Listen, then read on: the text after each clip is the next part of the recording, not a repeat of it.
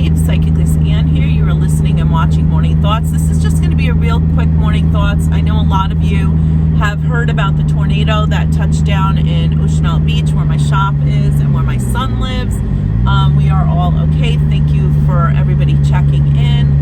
Of course, we want to send all of our thoughts and prayers out to all the people who have been affected. A special thank you to all the rescue people, the police, the fire, the community, all the people that have really pulled together to help those who just have been really hit hard. This is actually the third tornado in 3 years to touch down in this area, not that I'm counting. And I also want to send a just special giant hug and thoughts and prayers to all of our friends, all of our loved ones out in Texas. We are thinking of you. We are sending you our thoughts and prayers. All of this crazy weather and tragedy and just trauma that's going on really led me to do this video this morning.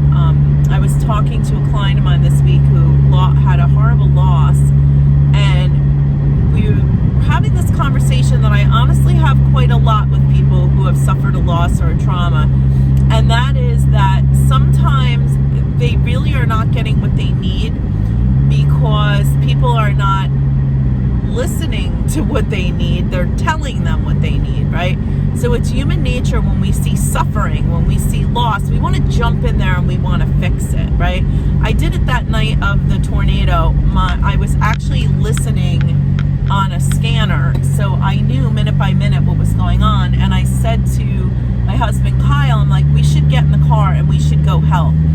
And he looked at me just real firm and he said, the best way you can help is to stay out of the way and let the professionals do their work.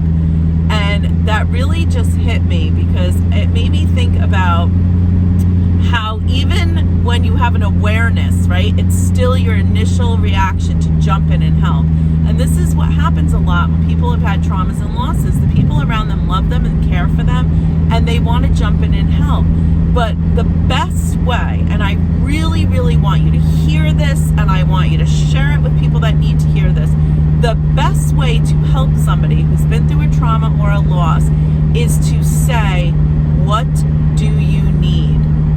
What can I do for you? Too many times I see this, especially with people who have losses. You know, they tell me, you know, people are trying to take them out to dinner or take them out to lunch, which is very thoughtful, and they greatly appreciate it, but sometimes they don't want to go to dinner and they don't want to go to lunch. But people keep persisting because they want to make the person feel better and they want to fix it. And they don't always think to take a step back and ask, you know, what do you really need? What can I do for you?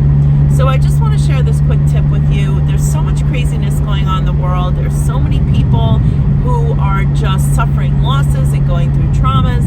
And I just want to remind you that the best way to love and support someone is to really take a moment to ask them, what do